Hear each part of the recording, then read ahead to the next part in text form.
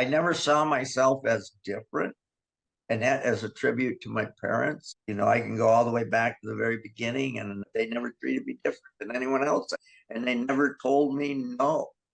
I mean, they told me no, but not to trying different things.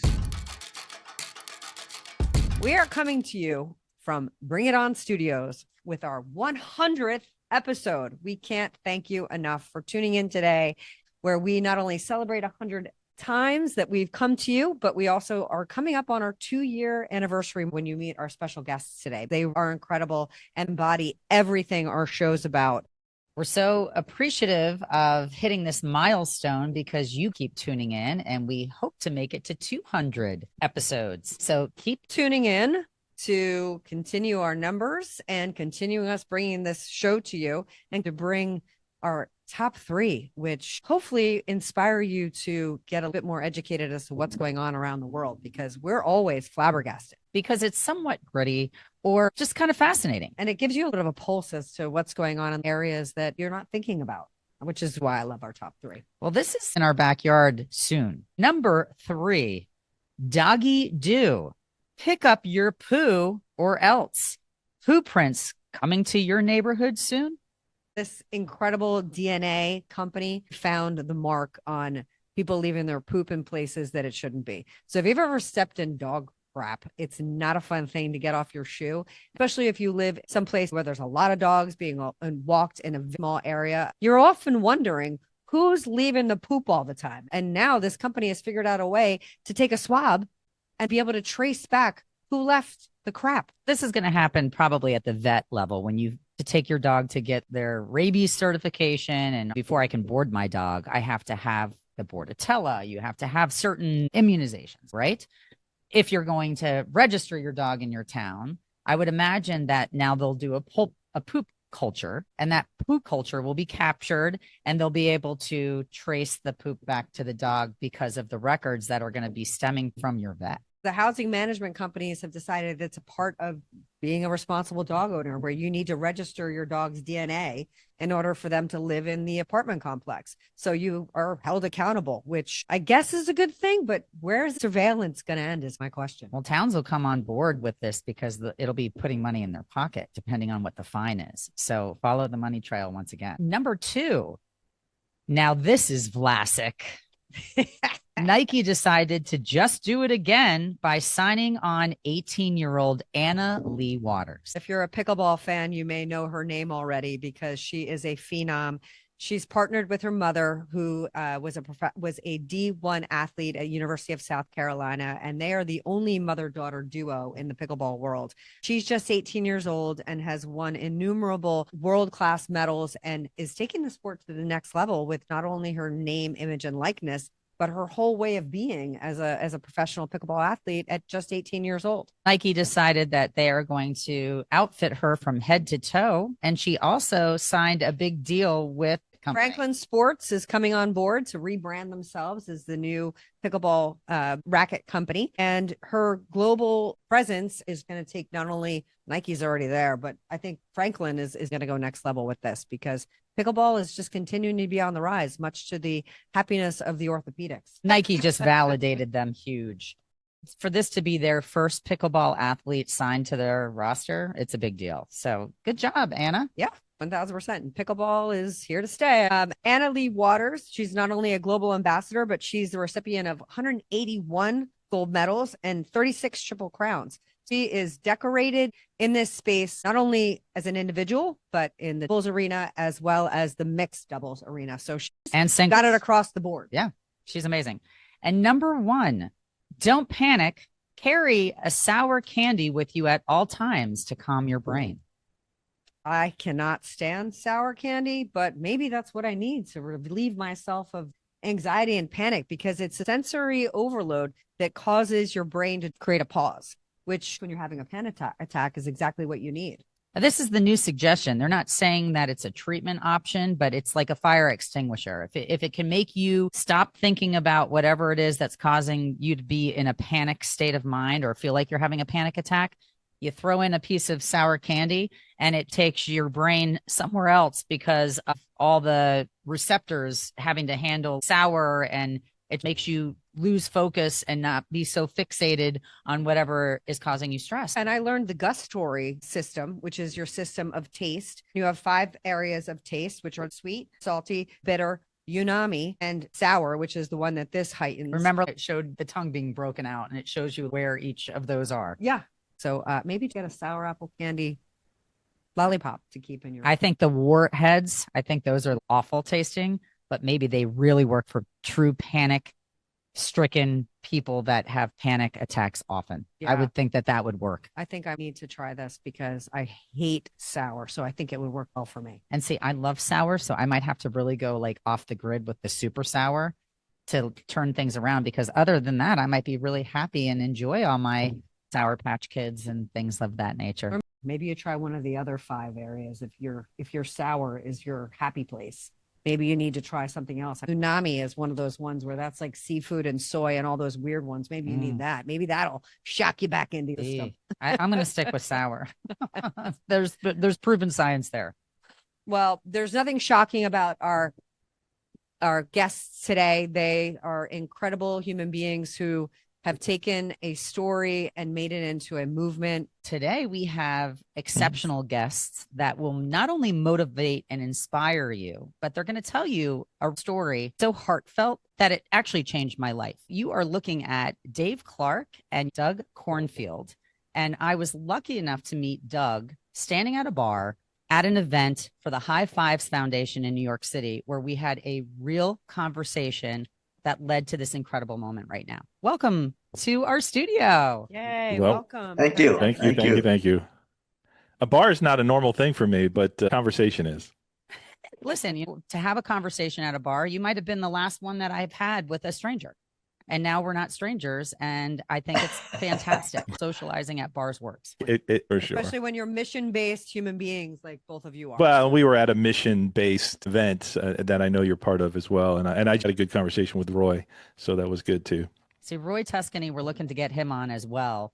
Anybody that does anything for people that need an adaptive element to participate because of an injury, because they were born that way, that is teeing us up to why you guys are here today, doing such powerful things. So take it away. Tell us about not only both of you, but Disability Dream Do. Dave's got a story that's going to win everybody's hearts. Let me introduce Dave because I have a son that was born with neither arm. It's our connection. When I was living in Atlanta, I was studying for my Series 7 to work with at Merrill Lynch here in Corning. So I was transitioning from Atlanta to upstate central New York.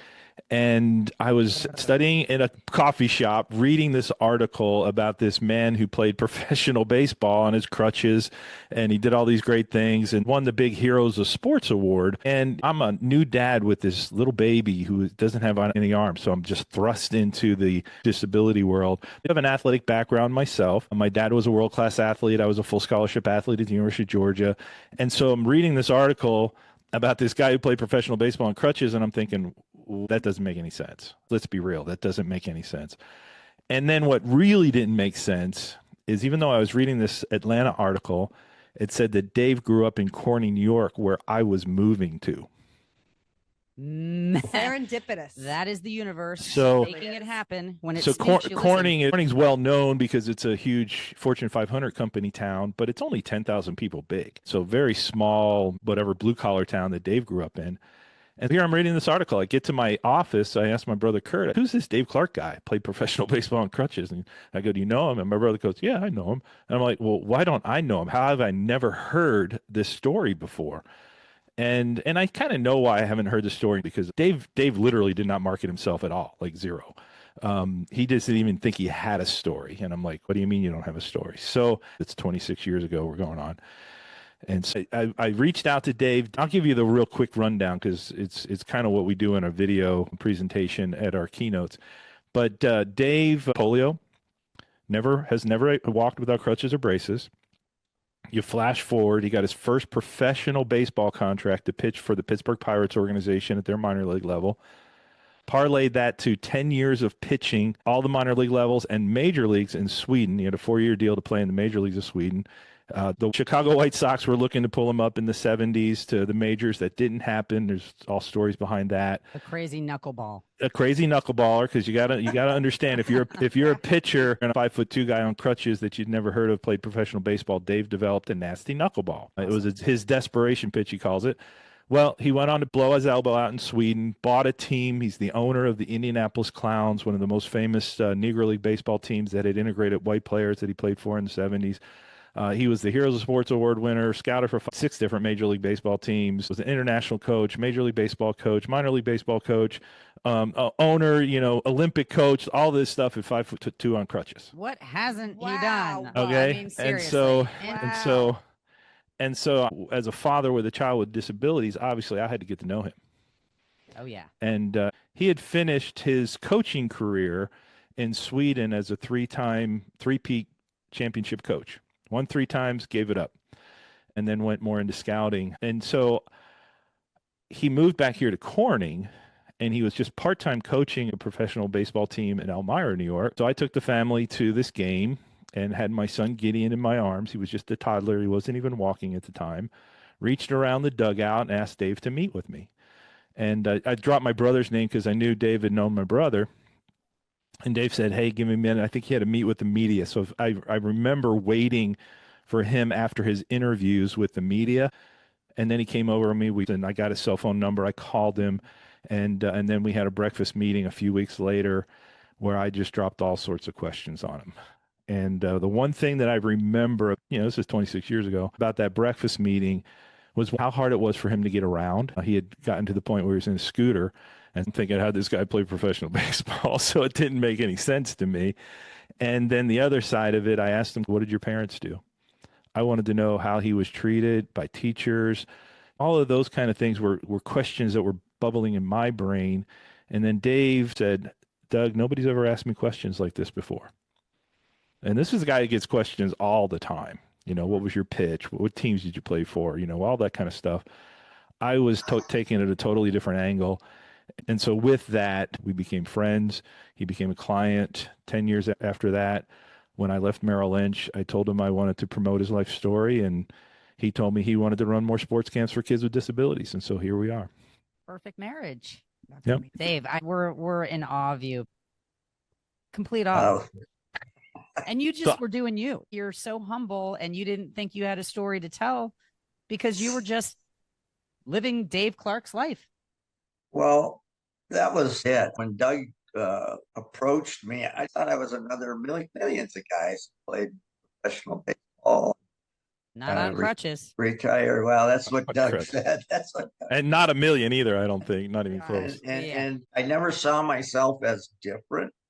And that as a tribute to my parents. I can go all the way back to the very beginning, and they never treated me different than anyone else. And they never told me no. I mean, they told me no, but not to trying different things. I also played ice hockey up through the collegiate level. I was a goaltender. And I remember going to my mom and saying, "I want to try ice hockey." She looked at me. I didn't get that look too often. She looked at me real strange, and I could see the wheels turning in her head. And finally, she says, "All right, I'll make a deal with you. You can play hockey, but the day you come home missing a tooth is the day you're done." Well, I still got all my teeth. But those were the things, my brothers never treated me differently. And, I was disciplined the same way. I do have a story that I know now. They did doubt. They doubted me, but they never showed it. My parents never, ever showed their doubt. How did they doubt you? What was the Well, framework of that? at 15, 14, I was like every other kid in that era. I wanted to be a pro baseball player. But I was smart enough to realize I wasn't throwing the ball 95 miles an hour. So I said, what can I do to think outside the box to reach my dream? And the only thing I could think of was the knuckleball. So I started taking buckets of balls to a brick wall in our neighborhood and experimenting. And it took me about a year and a half, maybe a little longer, to develop that pitch. I put a piece of tape on the wall. I made a strike zone, and I would throw the ball against the wall, and it would bounce back. At that point, it was two things. I was learning how to pitch. I was also learning how to field the ball. But I'll tell you, I want to tell the story with Dad first. Can you explain what differentiates a knuckleball? I understand that you needed a different ball that wasn't as fast, but how do you throw a knuckleball? It's a misnomer because you usually hold it with your fingertips, something like this. I wish I had a baseball. And then you lock your wrist. With every other pitch, you're snapping your wrist. Okay. Curveball, fastball, you're snapping that wrist. With the knuckleball, you lock the wrist and you more or less push the ball at that, and the ball doesn't spin. So the wind is catching this ball that's not spinning. And even as the pitcher, even as the thrower, you don't know where it's going. It moves all over. It's kind of like a butterfly. So when a hitter sees it, it's a very difficult pitch to hit, except on nights when it doesn't knuckle. And I had a few of those. You know, I pitched a game in Comiskey Park in Chicago where I got the last out of the game with a strikeout on a knuckleball. But as you may or may not know, if a catcher doesn't catch the third strike, batter can run. Right. Oh, They don't want to deal with your knuckleball. Especially if a scout was in the stands. If there was a scout in the stands, Dave could make a catcher look very bad. I knew when I had an effective knuckleball. My dad would catch me, and he was a pretty good athlete. So I would be throwing fastball, curveball, and this one particular day I was throwing the knuckleball to him, and Dad never wore a chest protector or shin guards. He wore a face mask, but he didn't wear anything else. So I threw a knuckleball on this one pitch, and he missed it completely. It hit him right in the knee, and he's hobbling around, and he's hearing every four-letter word, and he's gasping for air. And I get him back under control, and he gets back behind the plate. I walk out to the mound, and I throw another knuckleball. And this one didn't get any glove, no leather whatsoever, and it hit him right where it shouldn't. Now he's hunched over like this with his head into the ground and gasping for air. I don't realize it because I'm ecstatic. And he stood up and he looked me right in the eyes and he goes, "Last time I remember catching you." Oh. And it was. At that point, I knew I had a pretty effective pitch. The story I want to tell about doubt is at that point, I wrote every major league club longhand a letter asking for a tryout. There were 24 teams at the time. So I wrote 24 separate letters, sent them out, got 3 replies, got 1 opportunity. When I got that opportunity, I didn't know it at the time. And in 1988, this was in 1971. So in 1988, when I finally stepped aside and retired as a player, I'm at my parents' house in the fall and I'm watching the NFL with my dad on a Sunday afternoon. And I'm sitting in a chair, Dad's on the other side of the room. I realize Mom is standing next to me and she's been there for a couple minutes, not saying anything. And I finally looked up and she's holding an envelope. She says, "Read this." It was from 1971, postmark. It was from the scout that signed me. Especially human right there. It was sent to the neighbor's address. My mom was smart enough to know that I picked up the mail sometimes. So she had it sent to the neighbor. I open it up and I start reading it. And I realized she had sent that scout a letter telling him to let me down easy. It was my dream to play pro baseball. And when the time came, she knew I wasn't going to make it. Please let me down easy. And when I look back up at her, she had tears running down her eyes. And right then and there, I knew my mom and dad doubted. They did not transfer that doubt. Because if you transfer doubt to somebody dreaming, they're going to start doubting themselves. My parents didn't do that. What a story. That's amazing. They were trying to protect you. And they were. That doubt was translated as that protectionism. And that's an interesting thing for people to hear out loud. For good intention, sometimes you're doing that. But more importantly, you're passing on something that is not really what goal-oriented Dave needed.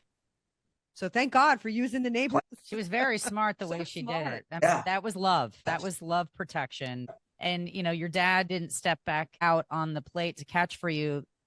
that was love too. He was like, he's done it and I can't protect myself. And you were ready. Yeah. It's fantastic. Yeah. What a fabulous story. My husband, when I was telling him about you, said you have to ask Dave, how did he cover first base as a pitcher? Did you have to do that? Yep. And I had a couple of good managers. They timed me. They would set up a defensive alignment and also bunting. Guys at that level, they're going to bunt on me. So I had two options. One, I could throw at their head, if they tried to bunt, hey, it's dog eat dog. But the coaches would set up mock infields and they would see how far I could get in that time period. So they'd set up the infield accordingly. They would see on a bunt how quickly I could get to it. If not, the infield had to play a little bit more in. Yeah. Catcher had to be ready to jump quickly. And at first base, as far as covering first, that was a problem. But what we did to alleviate that is, you see now, a lot of first basemen will go a long way off the bag to get ground balls. And then they turn around and they have to throw to the pitcher covering. In my case, that first baseman knew he couldn't go very far. He had to let the second baseman get it, or it went through into right field. And we did get burned a few times. You guys made adjustments. One for their head as soon as you see them moving their hands on the bat. That was true. Yeah, it's true. that strategy. But it was a strategy. You're in the majors. You're a pitching coach. Yeah. Well, I can tell you some stories. When I was a pitching coach, we won't go there. I want to know who you taught to throw a knuckleball that made it big time because of your coaching. It's funny because right now I got a guy that was a teammate of mine back in the 70s that's still playing in the Roy Hobbs League. And he's telling me I should start my own knuckleball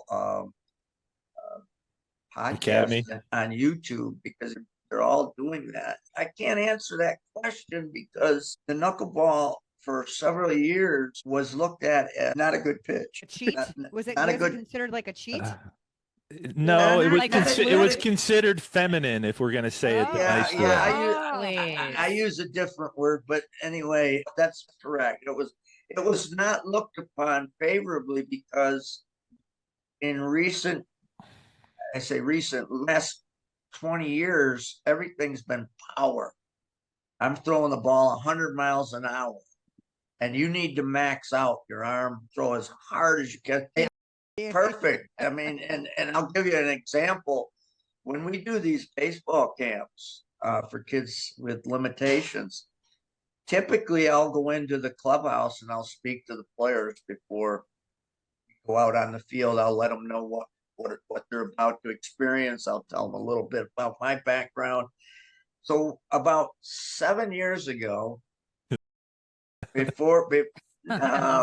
before COVID, we went into the Minnesota Twins clubhouse and I gave my talk. And the pitching coach at that time for the Twins was a guy that I had coached when he was a player. Before I spoke, he stood up and he said, "Fellas, I want your attention. I want you to listen very closely to Mr. Clark because he was the best pitching coach I ever had." And I'm thinking, wow, that's heady stuff. So I get done with my talks and I go, "Fellas, anybody here after the camp ends want to talk knuckleball?" I didn't hardly get knuckleball out of my mouth when the same pitching coach stood up and said, no, nobody's talking about the knuckleball. So I went from being the best pitching coach to nobody's talking about the knuckleball. Last year, I gave the same talk. At the end of the camp, several pitchers came up to me and said, "Can we talk knuckleball?" And I said, "Only if the Twins give you the okay." They did. And I ended up working with 3 guys, teaching them the knuckleball this past year. So the mentality is beginning to change. They're wanting the knuckleball to come back now. I would want as many tricks up my sleeve as possible. I'd want to know how to throw anything and everything. Yeah, absolutely. I think it's about you think it's knuckleball candidate would be right. You think it's about winning. One of the things that's maybe changed is that one of the guys that worked with Dave last year was an outfielder, one of the position players. And what's happening is if there's a blowout game, they don't throw one of the guys from the bullpen from the regular pitching because staff. they don't want to wear out his arm. So they get one of the infielders who can throw a little bit to have a good shot of getting people out. It's an interesting strategy, and we'd like to tap into that a little bit. We'll talk with our Philly connections. We're trying to get some more meetings with the Phillies. There's so many pitches, but what I try to emphasize is you only need three, and pitching is destroying the timing of the hitter. So you got to have pitches that have a change in the velocity. My fastball topped out at 79, which at the pro level you can catch with a Kleenex. And so my knuckleball came in at about 63, 62. So when you're throwing a pitch at 60 some miles an hour, and then you throw one at 79, there's a big variance of speed. So you're destroying that timing of the hitter. And I believe pitching is more about destroying the timing than it is about throwing 100 miles an hour. Absolutely. So reading the mentality of your batter and trying to anticipate what they think you're going to throw. It's a cat and mouse game all the way. And one thing about the knuckleball, even if you just throw it once and that hitter sees the knuckleball, you planted a seed up here. He's like, what was that? Oh, no, it's the knuckleball, because hitters hate knuckleballs. I'm curious because I know in different leagues, the pitchers bat and others don't. So were you also a batter? And how was that experience? And how did that help you with your pitching style? Not always good. And when I first started, there was no, I'm so old, there was no designated hitter when I started. I was just going to ask if that. The designated hitter came in 1973. I started in 71, so I had to bat. And it's interesting because there's another story I'll tell quickly. We're playing in this one game, and first of all, my teammates didn't accept me. I was different. So even my own teammates initially would not accept me because of that masculine thing. It's a closed fraternity until they saw my intensity, my drive, and my success. Once that started kicking in, it was a 360-degree turnaround. My mates would, don't mess with Dave, man. We'll take care of you. Don't mess with him. Respect. You earned their respect. Exactly. So it's a whole different perspective of thought. You know, somebody seeing, oh, I'm throwing to this guy that's, quote, handicapped or disabled, and Dave is like, no, I'm glad you're treating me just like everybody else would. Instead of giving me a fluffernutter pitch, you know, right? Like exactly. Yeah. Awesome. And the thing is, I could hit. I couldn't hit power, but I could hit, but I couldn't run. So the designated hitter saved my career because I was clogging up the bases. I was running to first base in 11 seconds, and the normal time is 4. He does have one double that he recorded in professional baseball. Oh my God, that's awesome. What did that look like? Ground rule double. Got stuck in the fence, the ball. You're not supposed to ask that question. You're just supposed to be amazed, thinking he ran. I'm you know, amazed. Always amazed. Okay. We are amazed. It would have been an inside the Parker for somebody else, but it was a double for him. Well, listen, sometimes the universe gives back after you take a ball to the head. So what do you think about the current state of baseball these days? It's power on both sides of the baseball today, and it's changed the game in not a favorable way. You got guys trying to max out, and then you got hitters refuse to hit the opposite way when they're being shifted on. When you have one fielder on the left side of the infield for a left-handed batter. In my day, I just laid a bunt down over there or hit the ball, a ground ball through the open side of the field, but they refuse to do that.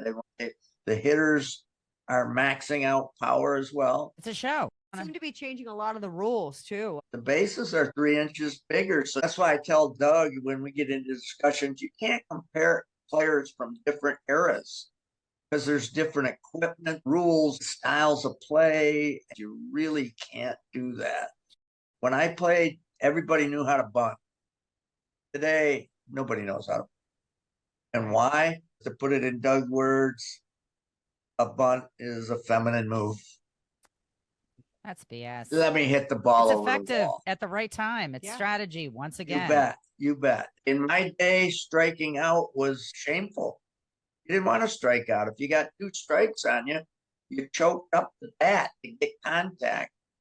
Not today. They stay down on the end of the bat. If they strike out, they strike out. Well, that's because everybody wants the big home run and They want the home run, the glory, and they'd rather go out with flames than just get on base. Advancing a runner so they can tag up and go home. That's strategy, and it doesn't have to be sexy. It works.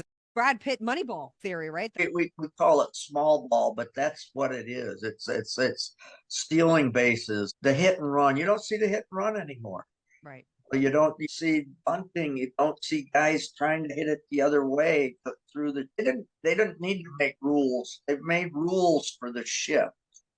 If hitters would do what they're supposed to do, you wouldn't need to make rules, because all you have to do is bunt the ball where there's nobody playing a couple of times, and they're not going to shift anymore. This guy's willing to, lay the ball down to get to first base. We can't shift. We got to guard against that now. But they don't. They won't do that. You ask my opinion on baseball today, and it's. I love the game. I still love baseball, but it's changed. Yeah. I have one more question, then I want to get back to your mission with D3 Day and everything you're doing. What do you think about the push for the AI umps as a pitcher? That's so crazy to me. I see the Yankees are really pushing for it to be automated and the pitches to be, clear when they're a strike and a ball. And I think it's really interesting where we're headed. They're doing that in the minor league level in Fort Myers, Florida. I like the human element. Fans love the manager getting tossed out of the game. They love the Earl Weavers, the Billy Martins. Dave Clark's, who's gotten thrown out many times as well. Getting thrown out, Dave Clark. Including a Babe Ruth game this past year. Coaching his son. Replace the human element. Coaching his son, he got thrown out this year.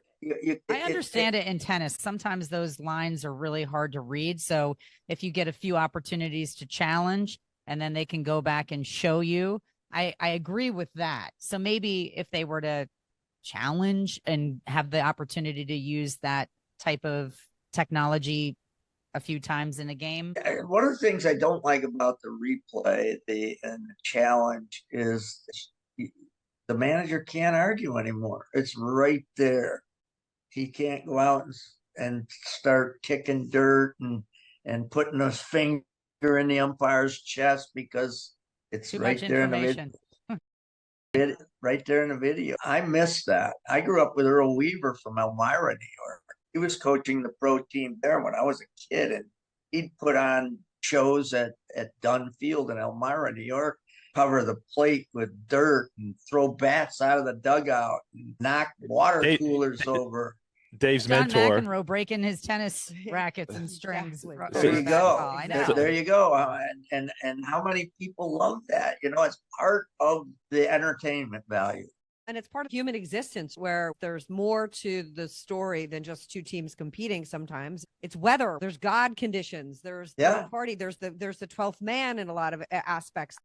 The home advantage, the away challenge. There's so many little nuances that when we try to perfect the game, we're taking away some of those greater goods. It's why it's interesting, right? It's why the story is interesting, and why your story of perseverance. And as a young person growing up, you move through, where today, sometimes we change the rules too quickly, where we don't have that adversarial situation come up. We're trying to make everything vanilla. So going from the movement of baseball would bring us to the dugout movement. There you go, the dugout movement. We would love to hear about Doug the dog and that movement. So Doug the dog, you got to know what our bullseye is, and I know you ladies know, but our bullseye is for us to run more sports camps for children and young adults with disabilities. And we partner with professional sports teams. We do this from California to New Jersey, New York. We've been in Florida. We've been Tennessee, North Carolina, all these different places that we've been partnering with minor league baseball teams, where these families and people like me that have children and young adults with different challenges and disabilities get to meet Dave Clark. And they find out just because they have a challenge doesn't mean they don't have potential. They have potential. We want those opportunities for these young children and these even young adults to be able to explore their potential. And by getting to know a Dave, and we have another Dave too, Dave Stevens, and as a father of a child with a disability, I get to set up these events where these families, hundreds of them, 80 to 100 children or young adults come to one of our events, and they get to meet the Daves. They get to hear their stories. They get to open up their books and see these pictures of Dave Clark playing professional baseball on crutches, and they get to interact and talk to him. And anything's possible. Yeah, and so they're finding out my child might have a challenge. They might have an issue. But when they hear a message from Dave Clark saying, let them find out what their potential is. Let them dream. It might seem absurd, like wanting to play Major League Baseball on crutches, but let them figure that out. Don't tell them they can't do it. So we get to run these camps, and they have the time of their life. The players have the time of their life. We've seen several instances where we've done a camp where a losing team turned around and became a winning team right after our event. It's happened more than once, and we know the impact of the players as well as part of their player development is a part of D3 Day 2. So it's a win-win for so many people, including the volunteers that come. So that's our bullseye. And I get approached by a lot of people saying, oh, we can help you raise money. And usually they want thousands of dollars from me to raise money. I'm like, well, I don't have thousands of dollars. I do free events for people. That's where my money goes. But I had this beautiful man named Anthony from Australia connect with me through my networking. And he says, I've worked with Mars Bar and Snickers and all these big brands with my marketing agency, but I'm doing something new. And we connected, and he realized that even though we have a cause and we do have a nonprofit fund that people can donate to, most of the money that we've raised has been Dave and I doing business, selling products, speaking events, sponsorships, those kind of things to fund our events. And I'm more business entrepreneurially minded. We're trying to sell the movie, Dave Clark's story. It should be a movie, and we're working on that. And he came to me with this beautiful concept of using cause collectibles. But then he named it Doug. And I was like, oh my gosh, I don't know if I want it to be named Doug. It's spelled differently than Doug Cornfield. It's spelled D-U-G. Doug, D-U-G, for the dugout movement. And the whole concept behind this, these are very high-end cause collectible dugout dogs. And I said, well, if we're going to do a Doug dog, which I was, again, very uncomfortable, even though it's my last chance in life to be cute again. I was a cute baby. Be D-A-W-G, Doug dog, yo. Well, since I'm a Georgia Bulldog, I've already thought of that one. So it's a Doug dog, and I've been spelling it D-A-W-G as a Georgia alum and former athlete there.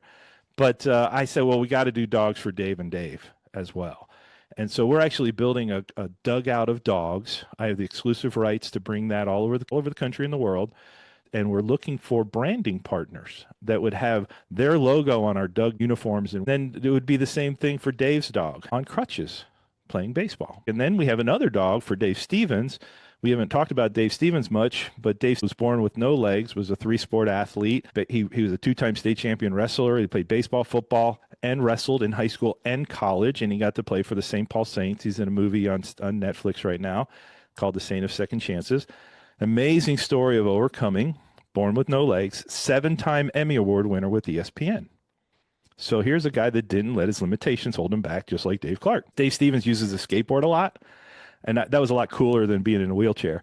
So I have a dog that's being designed for Dave Stevens on a cool skateboard that will be sold both digitally and physically. And we're looking for brand sponsors, and they would have their branding on our Doug dogs, and the social media impact of giving 100, 200 Doug dogs or whatever it is at one of our camps with their logos on it, social media included. Or having some of the professional athletes or Dave and Dave going to a Ronald McDonald house or to a children's hospital or an adult home and giving out these dogs. It'll create a lot of social media buzz, and there's a whole package of marketing for that. But our goal with the dugout movement is to have a safe place for people to come and be a part of it. There's disagreements in the dugout. You can have friction. And I talk about the dugout or the locker room. There's different political views, religious views, there's personality views.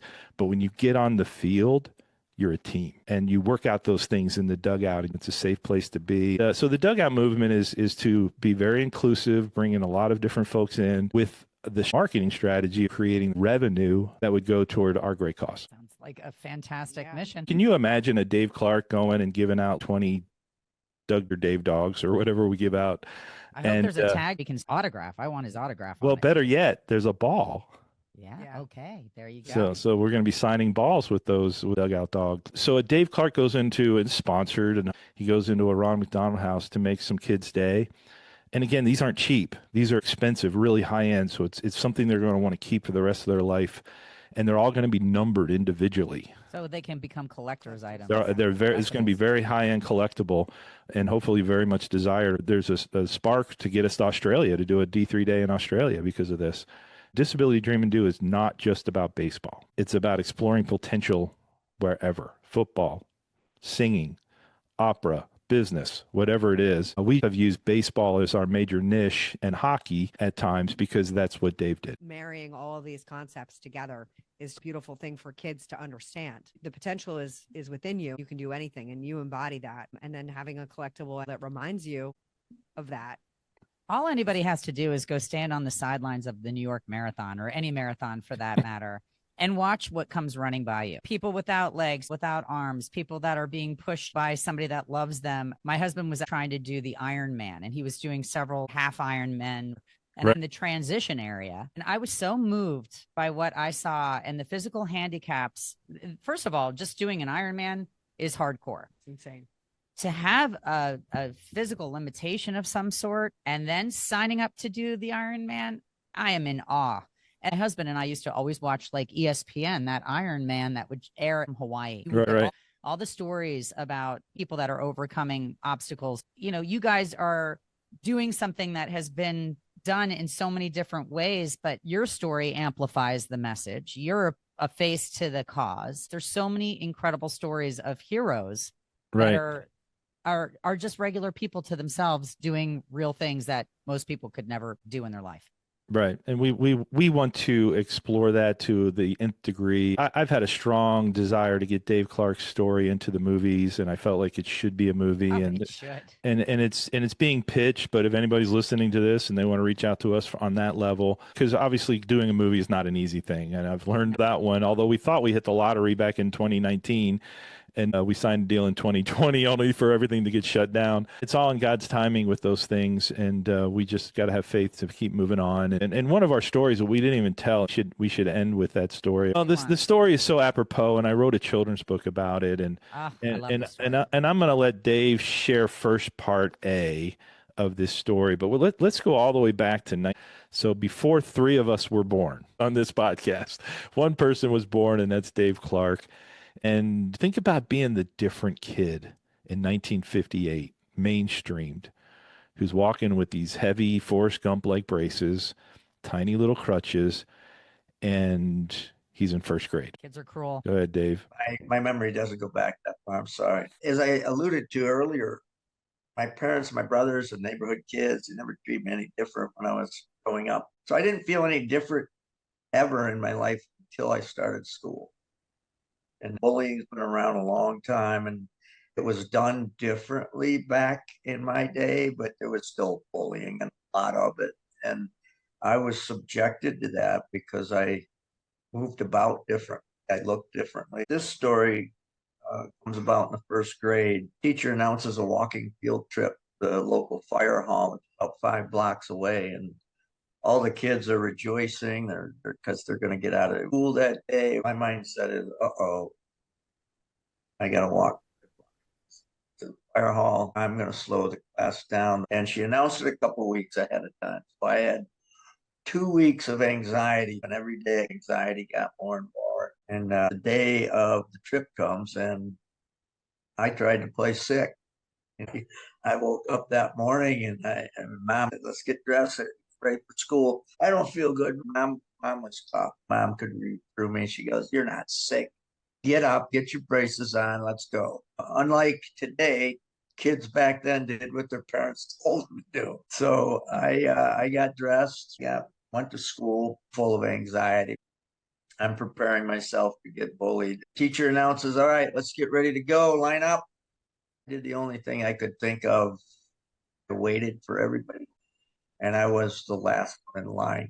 figured if nobody looks back, I'll eventually catch up, and that's the only chance I've got. So I went to the very end of the line, and just before she lets go, little 6-year-old named Ernie Pound pulled up by radio flyer wagon up. He goes, Dave, I brought this to school to pull you today. I was, wow, what a relief. And Ernie starts pulling me, and all of a sudden, all the kids want to try taking their turn pulling. Became a good thing. We got to the fire hall. It was a great time. Jumped in the wagon to come back, and everybody wants to take their turn pulling. Pull each other along. Look at the hat if you're watching on YouTube, because it's an iconic image that will be forever ingrained in my brain. I love this story. We got back, and the whole day had transformed for me because of what Ernie did. That act of kindness. Even the teacher didn't think of something. I want you to fast forward to the book signing. That's kind of my side Okay. of the story. To Dave, you got to get your story out there. We'll figure out what happens later. And so with that, he wrote a book called A Diamond in the Rough, the Dave Clark story. It is available on Amazon or on our pullingeachatheralong.com page. In chapter 2, it's basically called My Saviors, like the people that really saved Dave, that helped him. And he talks about his dad. He talks about the phys ed teacher. He shared the story about Ernie Pound bringing the wagon and saving the day. And I'm rereading that chapter one day because I had set up 5 different book signings for Dave in the Corning, New York area. He's a little bit of a legend here, so we put out notice in the newspaper. And while I was working on that book signing for him as a friend, I wound up rereading the book. And as soon as I got to the chapter where it said, and Ernie, I thank you from the bottom of my heart, I go, man, I got to find this Ernie Pound. So I go to my phone book. That's how long ago this was. And I find an Ernst Pound living 45 minutes away in Odessa, New York. Awkward phone call because it probably had caller ID back then. And you could tell when this gentleman got to the phone, he didn't want to answer any questions because I was like, hey, I'm looking for an Ernie Pound that went to first grade in Corning, New York. And he's like, I don't know. He literally didn't want to answer any questions. And I finally said, well, there's an Ernie Pound I'm looking for. I don't know, it could be your son, it could be relative or whatever. But he brought a radio flyer wagon to school to help out a classmate back in first grade. And the next thing out of Ernie's mouth was, I remember the wagon. He told me it was his sister's. And it wasn't Dave that he remembered because Ernie's family had left the area after first grade and Dave and he had never seen each other again. I convinced him to come to a coffee shop book signing in Corning, so he had to drive 40 minutes, and he came. It was a snowy night at this book signing, gets in line. I see him with his teenage son at the time. I knew it was him when he walked through the door. I grab a book. These aren't even my books to give away, but I'm grabbing a book. Everybody else is buying them. I'm saying, Dave's just going to want you to have one. He gets in the back of the line. I get my video camera ready. He comes up. Dave's sitting down. He looks up, and Dave says, who should I sign this to? And he says, we'll sign this one to Ernie Pound. It's just the best. That's awesome. And of course, it caught Dave off. It's one of the reasons I share this story is because we talked about being feminine earlier. Dave cries like a girl every time he shares this story. The reunion is what gets him. Oh, that right there is going to sell the movie. Well, we think so, but we'll see. Some writers think differently. Anyway, so we had this very emotional moment. I caught it on video. It was on the news later that night. The news came late, of course, but I had caught it on video. And then it was years later before Dave and I actually partnered. And I told Dave, hey, I want to do something with your story. I don't know what it is. But I did give Dave a speaking event in Orlando at the Peabody through his connections, actually. Big sports event. Some real big hitters were there. And Dave was asked to be on a panel, a diversity panel in sports, but they wanted him to speak for 20 minutes prior to the event. And he gets up there with notes in his hands. It's very raw, no presentation, but I caught him on film. And he shared that story publicly for the first time. You could have heard a pin drop in that room. It was thick with emotion. And I'm sitting here with one camera. I had another guy with another angle that was more professionally, and he caught that first video of Dave sharing that story, breaking down and getting so emotional about the reunion.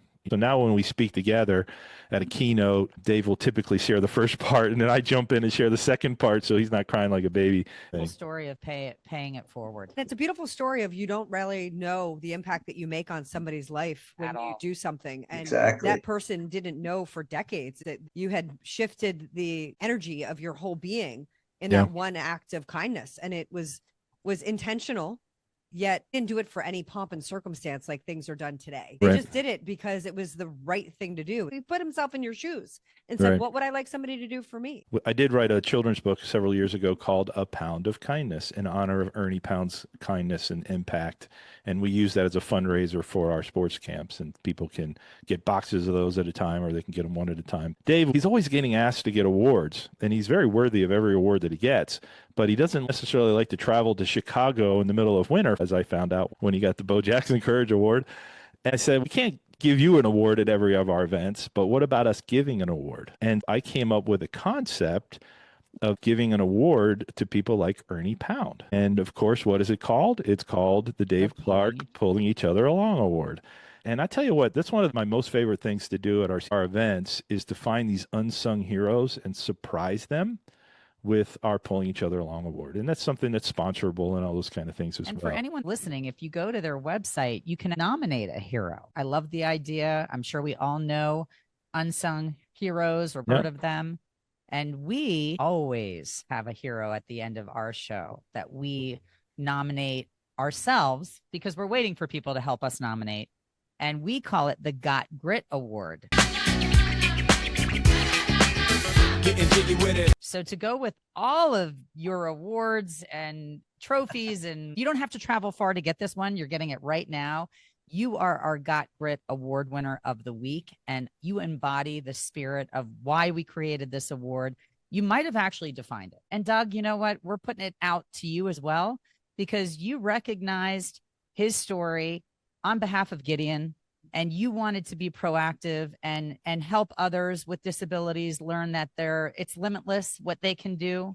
It takes a lot of power players. The universe put you guys together on purpose. You know, you read that article for a reason that day, and he just happened to live in your town because it was meant to be. You guys define grit for us. We would like to congratulate you for all that you've done for everybody that has issues. My heart is forever in your hands, because the story is so real, and I live for these kinds of stories, shows, and movies. And if we can help you move the needle, we're going to do everything that we possibly can. Thank you very much. Yes. I appreciate that very much. Thank you. I mean, it's an honor to know you. It's an honor to know your story, to share your story.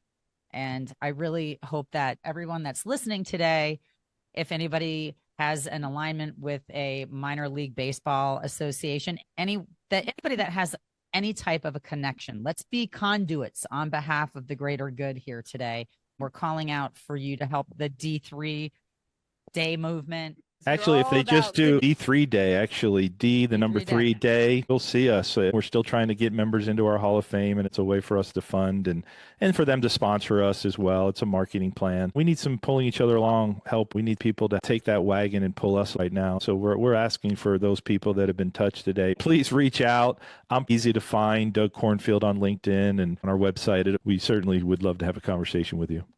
And we'll put all their links on our story and our pages, and continue to push your mission along. This is not an overnight success. This is something that you guys have worked at for decades, and the story continues to unfold. And I cannot wait to see the movie. And by the way, D3 Day stands for Disability, Dream, and Do. And that's exactly what you guys stand Doug, for. and Dave. Yeah. And you happen to be DDD. DDD. Yeah, well, it was D3 Day before it was Dave, Dave, and Doug. It was Doug and Dave, and then we added the other Dave. And I wish he was Dennis or something, because having one Dave was enough. Now having two is Once again, crazy. though, the universe has spoken with Disability Dream and Do is my passion, and we are looking for people to help us in the Rochester, New York area. We partner with the college team there, the Ridgeman. We're looking for help with the Hudson Valley Renegades, which if you're a Yankees fan, this is a way to work with the Yankees. We're working with the Phillies in 3 different events, and maybe 4 if we can pull off spring training, but that's with the Reading Phillies, my hometown where I grew up, also where Dave pitched for the last time in the U.S., at Reading Philly Stadium. Jersey Shore, which is also the Phillies organization. We have Clearwater Phillies, which is all so the Phillies organization. Fort Myers, Florida is coming up in April. And then we have two new events that we're trying to get sponsors for. One of those is with the Indianapolis Indians, which is the AAA team. And Dave Clark is actually the owner of the Indianapolis Clowns, a very famous Negro League baseball team that Dave purchased in 1983. So there's all sorts of inclusion and scenarios with that as well. And there's one other team in Birmingham. We've been invited to the famous Rickwood Field, which is one of the oldest stadiums in the country. Also has very good connections with the Negro League Baseball and Dave's Indianapolis Clowns. If you're looking to sponsor, instead of a picnic for your company, put on a community event. And we partner with you at Disability Dream and Do. And so if there's any interest with any of those folks, then we would love for people to reach out to us. Doug Cornfield or Dave Clark on LinkedIn or on our websites, d3day.com is probably the best place.